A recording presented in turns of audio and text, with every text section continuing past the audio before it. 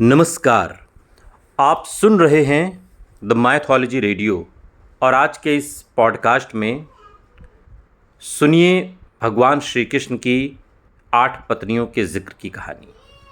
कुछ पौराणिक मान्यताओं में भगवान श्री कृष्ण की 8 पत्नियों का जिक्र मिलता है, जिनमें से एक का नाम जाम्बवती था।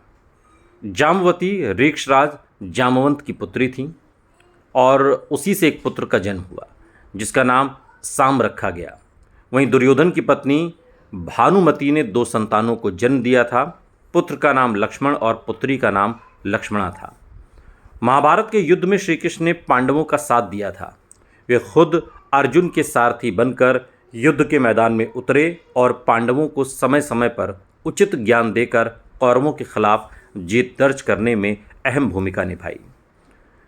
दुर्योधन श्री कृष्ण से चिढ़ता था। एक बार श्री कृष्ण के पुत्र साम्ब और दुर्योधन की पुत्री एक दूसरे से प्रेम करने लगे।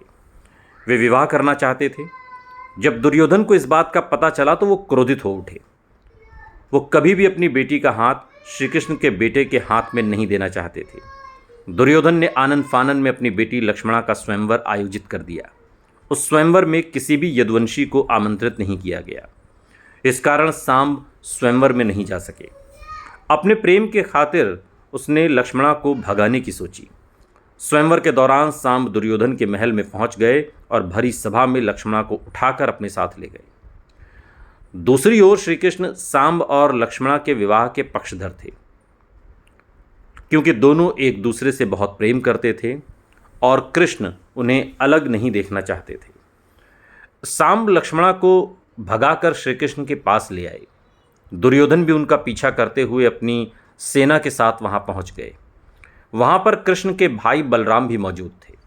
उन्होंने दुर्योधन को समझाया कि साम्ब और लक्ष्मणा एक दूसरे से प्रेम करते हैं, इसलिए उनका विवाह करवा दिया जाए। दुर्योधन नहीं माना। फिर श्री कृष्ण ने सभी गिले शिकवे भुलाकर दुर्योधन से साम्ब और लक्ष्मणा के प्रेम को स्वीकार करने की अपील की। कृष्ण ने दुर्योधन से कहा कि हमारी शत्रुता का असर हमारे बच्चों पर नहीं पड़ना चाहिए। इन दोनों का विवाह करवा देना चाहिए।